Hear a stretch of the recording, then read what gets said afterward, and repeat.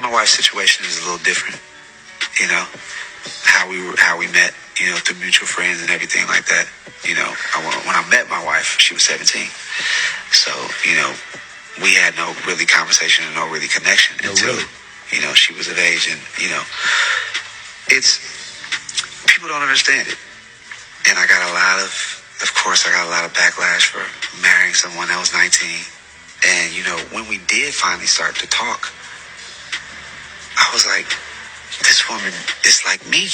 And she was just like, when I would talk to her, she just, for one, we had a spiritual connection. And I feel like that's the most important thing. We both love God. We both love Jehovah. And that was key. And being able to start being around her and talking to her and talking to, like, we got it. We connected through music.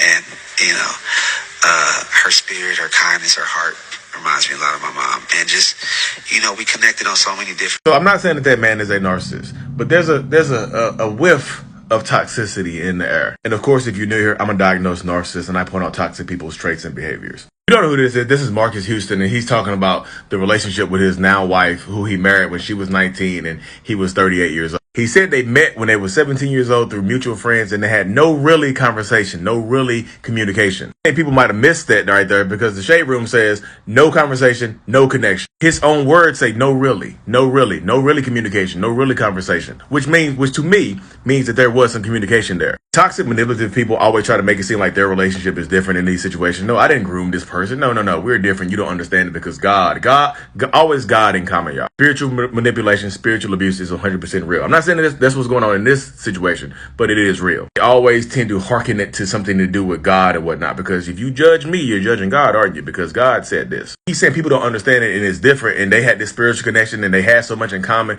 and things like that. Who cares about the age, right? But then he backtracks and says something, women his age could come with baggage and kids. I could have married a 41-year-old woman. It could have been disastrous. So is it the connection, the spiritual connection you had, or so much you had in common? Or it's because this person was younger and more malleable? You can mold them into who you want them to be. This is on the Shade Room as well. He said women that are my age, they kind of have a different outlook on life. Like a lot of women my age are very independent. They are very like, don't need a man for this. That seems like he has a different reason for going after somebody younger, doesn't it? Women my age, they can see through it. They don't need me. Typically, people like that, older people, are looking for younger people that they can manipulate and change into who they want them to be. You don't have any life experience. You don't have any relationship experience, so I can teach you. Let me teach you, right? Yeah, all this stuff is alleged and whatnot, but those are the stuff that he said and the stuff that was reposted on the Shade Room and whatnot. The longer video will be up on my podcast channel, The Baldy and the Beast, on YouTube soon. Thank y'all.